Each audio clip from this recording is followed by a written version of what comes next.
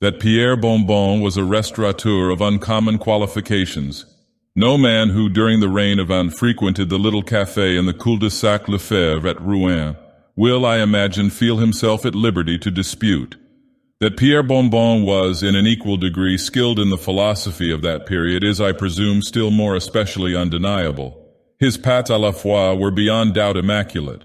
But what pen can do justice to his essays sur la nature, his thoughts sur l'âme, his observations sur l'esprit?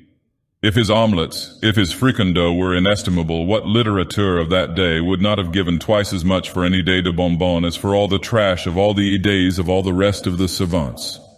Bonbon had ransacked libraries which no other man had ransacked, had read more than any other would have entertained a notion of reading, had understood more than any other would have conceived the possibility of understanding, and although while he flourished there were not wanting some authors at Rouen to assert that his dicta evinced neither the purity of the academy nor the depth of the lyceum, although, mark me, his doctrines were by no means very generally comprehended, still it did not follow that they were difficult of comprehension.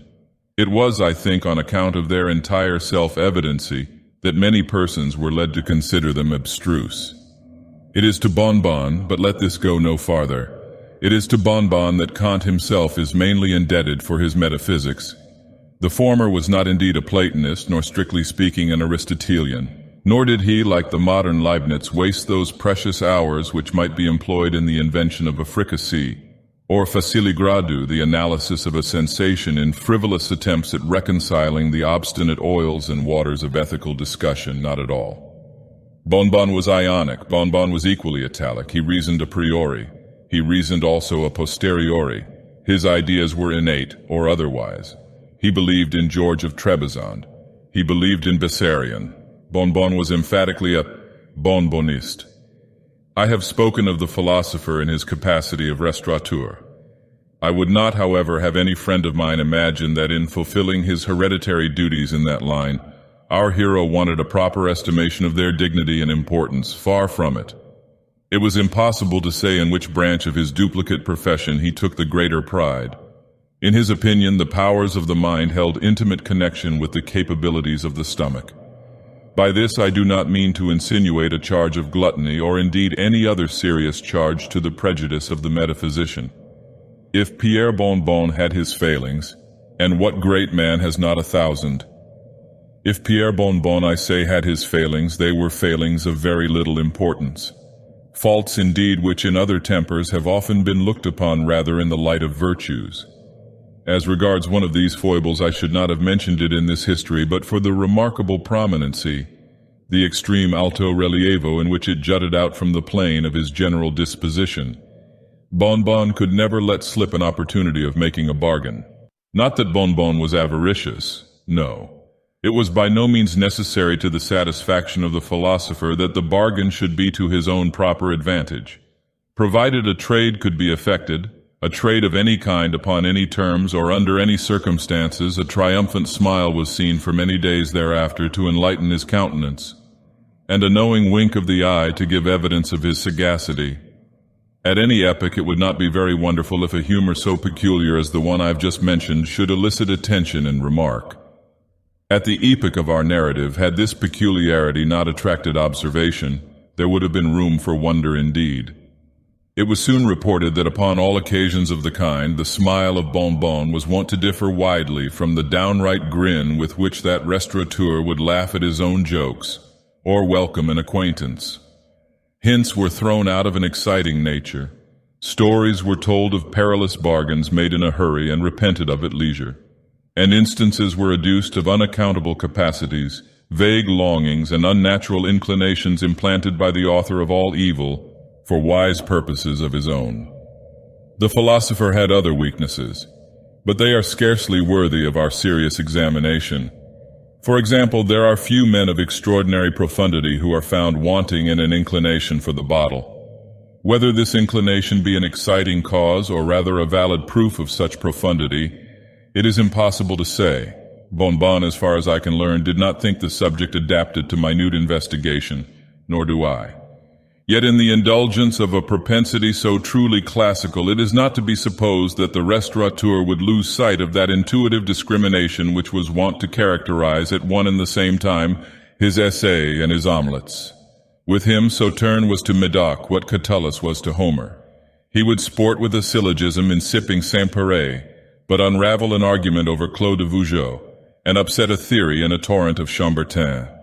In his seclusions, the vin de Bourgogne had its allotted hour, and there were appropriate moments for the Côte du Rhône.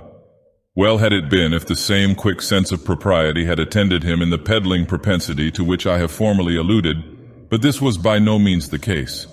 Indeed, to say the truth, that trait of mind in the philosophic bonbon did begin at length to assume a character of strange intensity and mysticism, and however singular it may seem, appeared deeply tinctured with the grotesque diablerie of his favorite German studies. To enter the little café in the cul-de-sac Lefebvre was, at the period of our tale, to enter the sanctum of a man of genius. Bonbon was a man of genius. There was not a sous-cuisinier in Ruan who could not have told you that Bonbon was a man of genius. His very cat knew it, and forbore to whisk her tail in the presence of the man of genius. His large water dog was acquainted with the fact, and upon the approach of his master betrayed his sense of inferiority by a sanctity of deportment, a debasement of the ears, and a dropping of the lower jaw not altogether unworthy of a dog. It is, however, true that much of this habitual respect might have been attributed to the personal appearance of the metaphysician. A distinguished exterior will, I am constrained to say, have its weight even with a beast, and I am willing to allow much in the outward man of the restaurateur calculated to impress the imagination of the quadruped. There is a peculiar majesty about the atmosphere of the little grate, if I may be permitted so equivocal an expression, which mere physical bulk alone will be found at all times inefficient in creating. If, however, Bonbon was barely 3 feet in height, and if his head was diminutively small, still it was impossible to behold the rotundity of his stomach without a sense of magnificence nearly bordering upon the sublime. In its size both dogs and men must have seen a type of his acquirements. In its immensity a fitting habitation for his immortal soul. I might here, if it so pleased me, dilate upon the matter of habiliment and other mere circumstances of the external metaphysician. I might hint that the hair of our hero was worn short, combed smoothly over his forehead and surmounted by a conical-shaped white flannel cap and tassels, that his pea-green jerkin was not after the fashion of those worn by the common class of restaurateurs at that day, that the sleeves were something fuller than the reigning costume permitted, that the cuffs were turned up not as usual in that barbarous period with cloth of the same quality and color as the garment, but faced in a more fanciful manner with the party-colored velvet of Genoa, that his slippers were of a bright purple, curiously filigreed, and might have been manufactured in Japan, but for the exquisite pointing of the toes and the brilliant tints of the binding and embroidery, that his breeches were of the yellow satin-like material called amiable, that his sky-blue cloak, resembling in form a dressing wrapper and richly bestudded all over with crimson devices, floated cavalierly upon his shoulders like a mist of the morning, and that his tout ensemble gave rise to the remarkable words of Benvenuta, the improvisatrice of Florence, that it was difficult to say whether Pierre Bonbon was indeed a bird of paradise or the rather a very paradise of perfection. I have said that to enter the café in the cul-de-sac Lefebvre was to enter the sanctum of a man of genius. But then it was only the man of genius who could duly estimate the merits of the sanctum. A sign consisting of a vast folio swung before the entrance. On one side of the volume was painted a bottle, on the reverse a pâté. On the back were visible in large letters the words Œuvres de Bonbon. Thus was delicately shadowed forth the twofold occupation of the proprietor. Upon stepping over the threshold, the whole interior of the building presented itself to view. A long, low-pitched room of antique construction was indeed all the accommodation afforded by the café in the cul-de-sac Lefebvre. In a corner of the apartment stood the bed of the metaphysician. An array of curtains, together with a canopy à la grecque, gave it an air at once classic and comfortable. In the corner diagonally opposite appeared, in direct and friendly communion, the properties of the kitchen and the bibliothèque. A dish of polemics stood peacefully upon the dresser. Here lay an oven full of the latest ethics. There a kettle of duodecimo mélange. Volumes of German morality were hand in glove with the gridiron. A toasting fork might be discovered by the side of Eusebius. Plato reclined at his ease in the frying pan, and contemporary manuscripts were filed away upon the spit. In other respects, the Café de Bonbon might be said to differ little from the cafés of the period. A gigantic fireplace yawned opposite the door. On the right of the fireplace, an open cupboard displayed a formidable array of labeled bottles. There Mousseau, Chambertin, St. George, Richebourg, Bordeaux, Margaux, Aubryon, Léonville, Médoc, Sauterne, Barac, Prégnac, Grave, Lafitte, and Saint Péray, contended with many other names of lesser celebrity for the honor of being quaffed. From the ceiling, suspended by a chain of very long, slender links, swung a fantastic iron lamp, throwing a hazy light over the room and relieving in some measure the placidity of the scene. It was here about 12 o'clock one night during the severe winter of Dagoth that Pierre Bonbon, after having listened for some time to the comments of his neighbors upon his singular propensity, Pierre Bonbon, I say, having turned them all out of his house, locked the door upon them with a sacre Dieu, and betook himself in no very pacific mood to the comforts of a leather-bottomed armchair and a fire of blazing faggots. It was one of those terrific nights which are only met with once or twice during a century. The snow drifted down bodily in enormous masses, and the Café de Bonbon tottered to its very center, with the floods of wind that, rushing through the crannies in the wall and pouring impetuously down the chimney, shook awfully the curtains of the philosopher's bed and disorganized the economy of his pat-pans and papers. The huge folio sign that swung without, exposed to the fury of the tempest, creaked ominously and gave out a moaning sound from its stanchions of solid oak. I have said that it was in no very placid temper the metaphysician drew up his chair to its customary station by the hearth. Many circumstances of a perplexing nature had occurred during the day to disturb the serenity of his meditations. In attempting des oeufs à la princesse, he had unfortunately perpetrated an omelette à la reine. The discovery of a principle in ethics had been frustrated by the overturning of a stew. And last, not least, he had been thwarted in one of those admirable bargains which he at all times took such a special delight in bringing to a successful termination.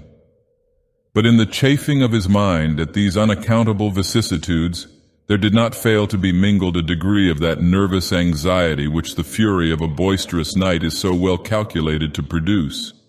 Whistling to his more immediate vicinity the large black water dog we have spoken of before, and settling himself uneasily in his chair, he could not help casting a wary and unquiet eye towards those distant recesses of the apartment whose inexorable shadows not even the red firelight itself could more than partially succeed in overcoming. Having completed a scrutiny whose exact purpose was perhaps unintelligible to himself, Bonbon drew closer to his seat a small table covered with books and papers, and soon became absorbed in the task of retouching a voluminous manuscript intended for publication on the morrow. "I am in no hurry, Monsieur Bonbon," whispered a whining voice in the apartment. "The devil!" ejaculated our hero, starting to his feet, overturning the table at his side and staring around him in astonishment. "Very true," calmly replied the voice. "Very true. What is very true? How came you here?" vociferated the metaphysician as his eye fell upon something which lay stretched at full length upon the bed.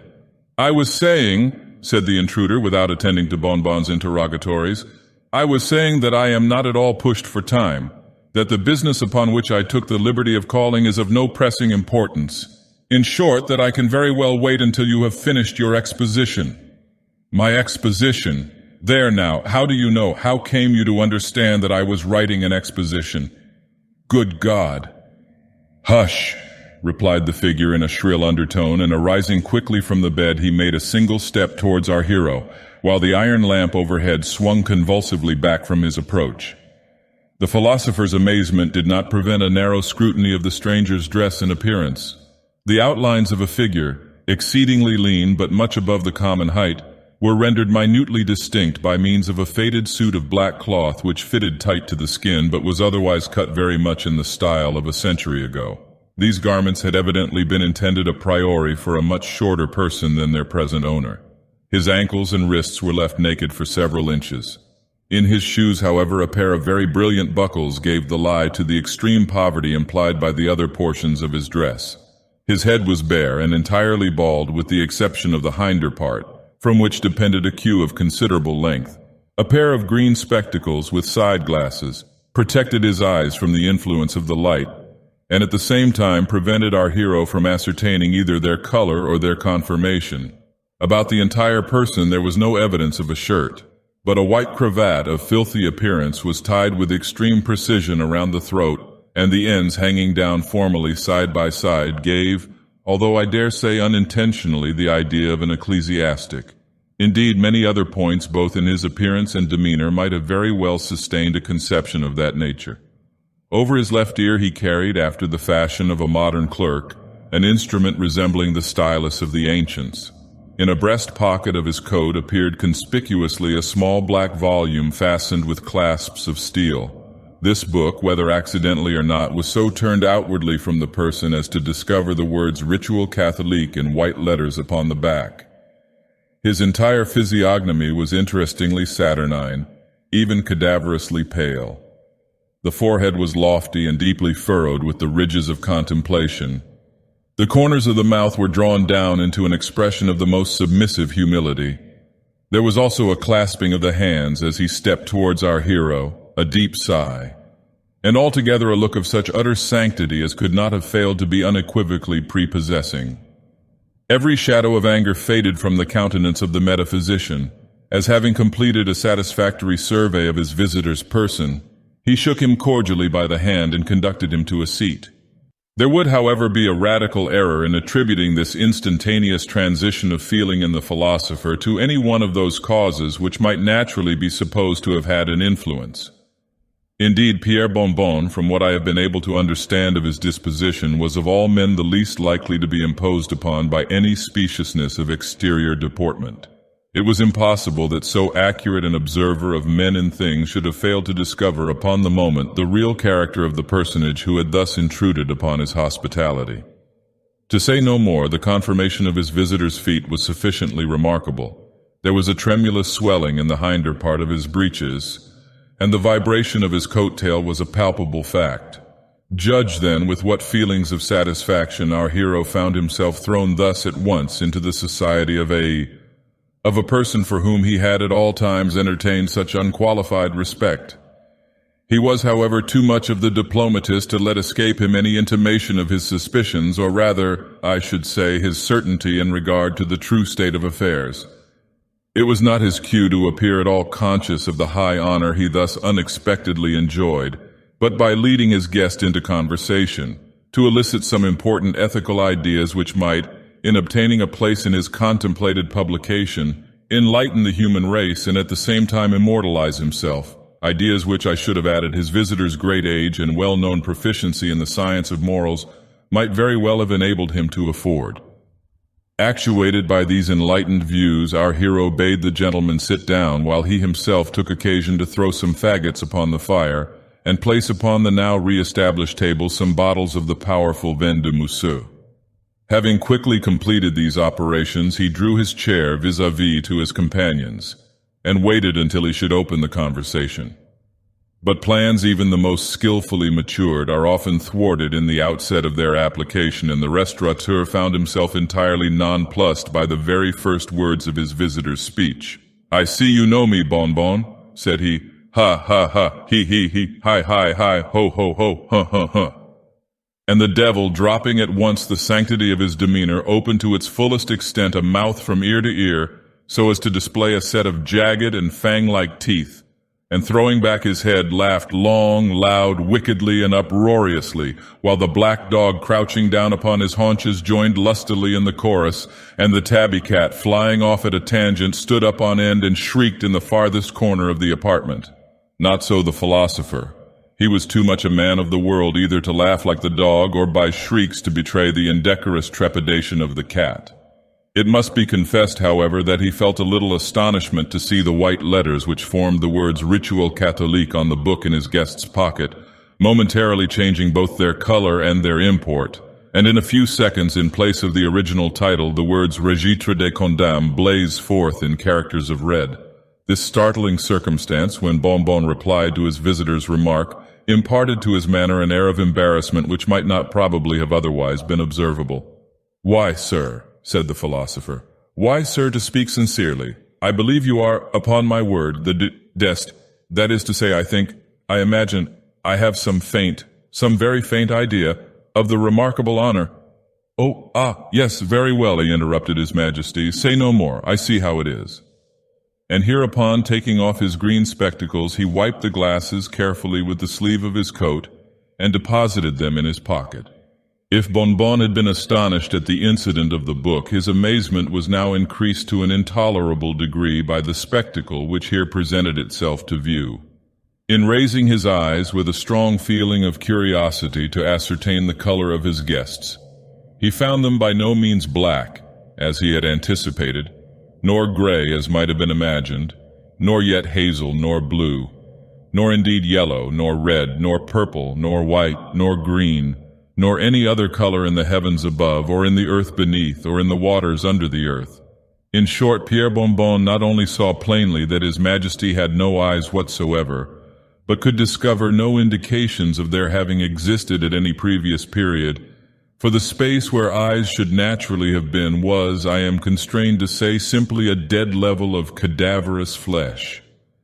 It was not in the nature of the metaphysician to forbear making some inquiry into the sources of so strange a phenomenon, and to his surprise the reply of His Majesty was at once prompt, dignified, and satisfactory. Eyes, my dear Bonbon, eyes, did you say? Oh, I perceive. The ridiculous prints, which are in circulation have given you a false idea of my personal appearance. Eyes. True. Eyes, Pierre Bonbon, are very well in their proper place. That you would say is the head, right? The head of a worm.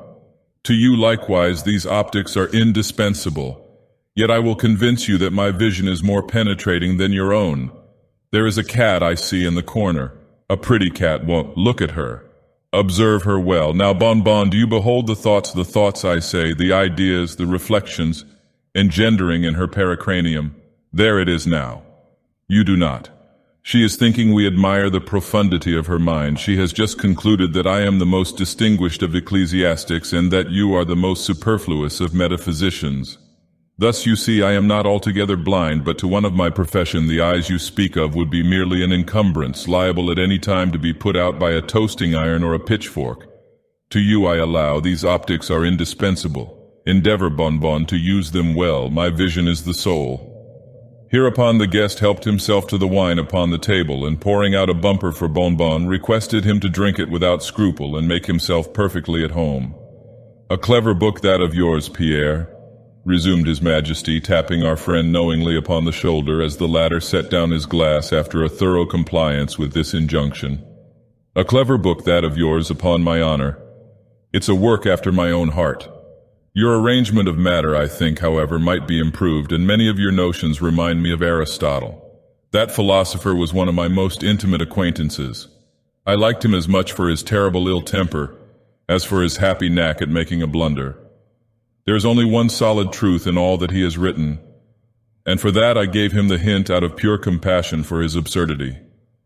I suppose, Pierre Bonbon, you very well know to what divine moral truth I am alluding. Cannot say that Indeed, why I told Aristotle that by sneezing men expelled superfluous ideas through the proboscis. Which is, hiccup, undoubtedly the case, said the metaphysician while he poured out for himself another bumper of Mousseau and offered his snuff-box to the fingers of his visitor. There was Plato, too, continued His Majesty, modestly declining the snuff-box and the compliment. There was Plato, too, for whom I at one time felt all the affection of a friend. You knew Plato, Bonbon? No, I beg 1,000 pardons. He met me at Athens one day in the Parthenon and told me he was distressed for an idea. I bade him write down that O nous est in augos. He said that he would do so and went home while I stepped over to the pyramids. But my conscience smote me for the lie, and hastening back to Athens I arrived behind the philosopher's chair as he was inditing the augurs. Giving the gamma a fillip with my finger, I turned it upside down. So the sentence now reads, O nous est in aulos, and is, you perceive, the fundamental doctrine of his metaphysics. Were you ever at Rome? Asked the restaurateur as he finished his second bottle of Mousseau, and drew from the closet a larger supply of vin de Chambertin. But once, Monsieur Bonbon, but once.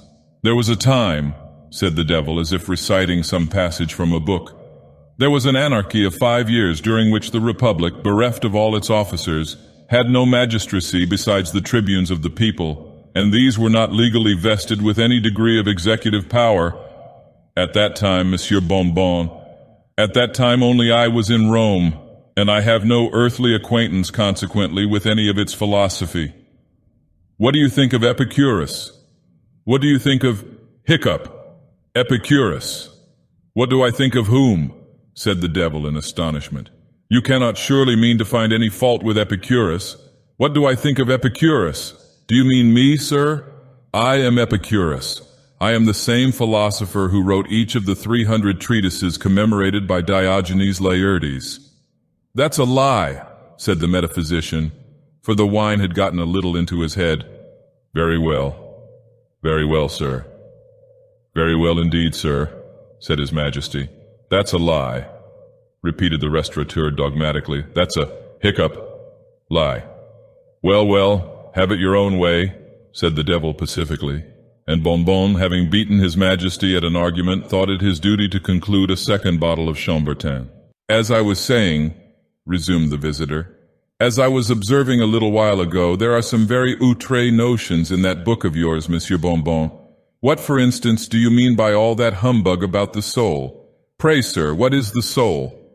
The soul, replied the metaphysician, referring to his MS, is undoubtedly, no, sir, indubitably, no, sir, indisputably, no, sir, evidently, no, sir, incontrovertibly, no, sir, no, sir, and beyond all question, no, sir, the soul is no such thing.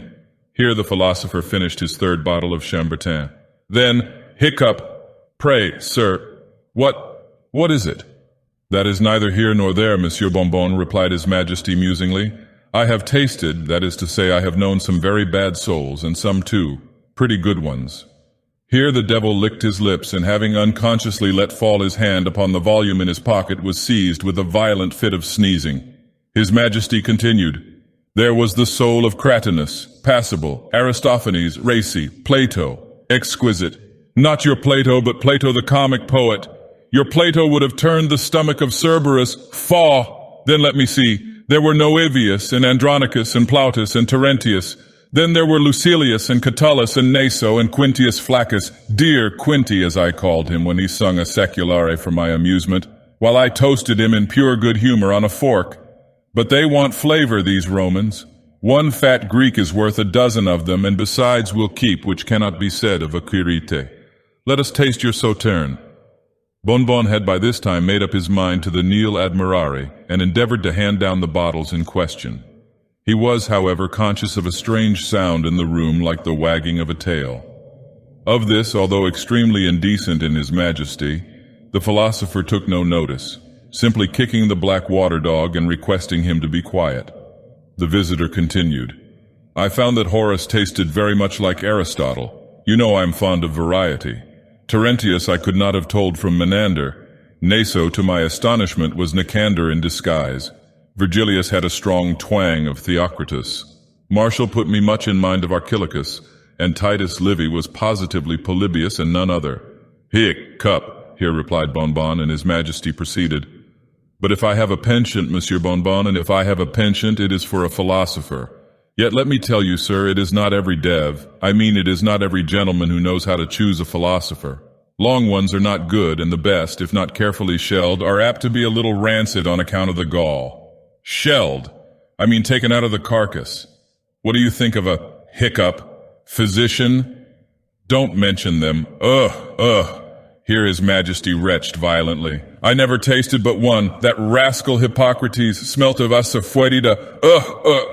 Caught a wretched cold washing him in the Styx, and after all he gave me the cholera morbus. The wretch, ejaculated Bonbon. The abortion of a pillbox. And the philosopher dropped a tear. After all, continued the visitor, after all, if a gentleman wishes to live, he must have more talents than one or two, and with us a fat face is an evidence of diplomacy. How so? Why, we are sometimes exceedingly pushed for provisions. You must know that in a climate so sultry as mine, it is frequently impossible to keep a spirit alive for more than 2 or 3 hours. And after death, unless pickled immediately, and a pickled spirit is not good, they will smell, you understand, eh?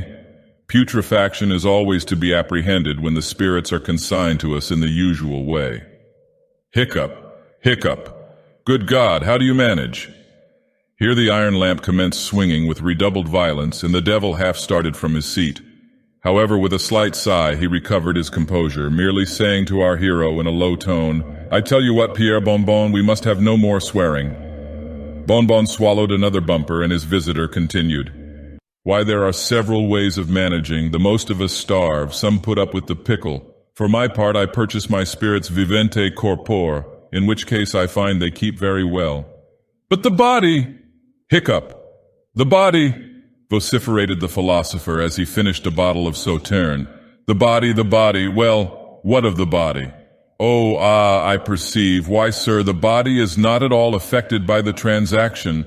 I have made innumerable purchases of the kind in my day, and the parties never experienced any inconvenience. There were Cain and Nimrod and Nero and Caligula and Dionysius and Pisistratus and 1,000 others who never knew what it was to have a soul during the latter part of their lives. Yet, sir, these men adorned society. Why isn't there one now whom you know as well as I? Is he not in possession of all his faculties, mental and corporeal? Who writes a keener epigram? Who reasons more wittily? But stay, I have his agreement in my pocketbook." Thus saying, he produced a red leather wallet and took from it a number of papers. Upon some of these Bonbon caught a glimpse of the letters Machi, Maza, Rich, and the words Caligula and Elizabeth. His Majesty selected a narrow slip of parchment and from it read aloud the following words. "In consideration of certain mental endowments which it is unnecessary to specify, and in farther consideration of 1,000 louis d'or, I, being aged 1 year and 1 month, do hereby make over to the bearer of this agreement all my right, title, and appurtenance in the shadow called my soul. Signed, A." Here His Majesty repeated a name which I do not feel myself justifiable in indicating more unequivocally. "A clever fellow that A," resumed he, "but like you, Monsieur Bonbon, he was mistaken about the soul a shadow truly. No such nonsense, Monsieur Bonbon, the soul a shadow. Ha, ha, ha, he, huh. Only think of a fricasseed shadow. Only think, hiccup, of a F-R-I-C-S-E-E-D, say, D-O-W, echoed our hero, whose faculties were becoming gloriously illuminated by the profundity of His Majesty's discourse. "Only think of a hiccup, fricasseed shadow. Now damn, hiccup, humph, if I would have been such a hiccup, nincompoop, my soul, mister, humph." "Your soul, Monsieur Bonbon?" "Yes, sir, hiccup, my soul is—" "What, sir?" "No shadow, damn. Did not mean to say—" "Yes, sir, my soul is hiccup. Yes, sir. Did not intend to assert, my soul is hiccup, peculiarly qualified for hiccup, what, sir? Stew. Ha! Soufflé, eh? Fricassé. Indeed. Ragout or fricandeau, and I'll let you have it. Hiccup. A bargain." "Couldn't think of such a thing," said His Majesty calmly, at the same time arising from his seat. The metaphysician stared. "Am supplied at present," said His Majesty. "Hiccup, eh?" said the philosopher. "Have no funds on hand." "What? Besides, very ungentlemanly in me." "Sir, to take advantage of—" "Hiccup, your present situation." Here His Majesty bowed and withdrew, in what manner the philosopher could not precisely ascertain, but in a well-concerted effort to discharge a bottle at the villain, the slender chain was severed that depended from the ceiling, and the metaphysician prostrated by the downfall of the lamp.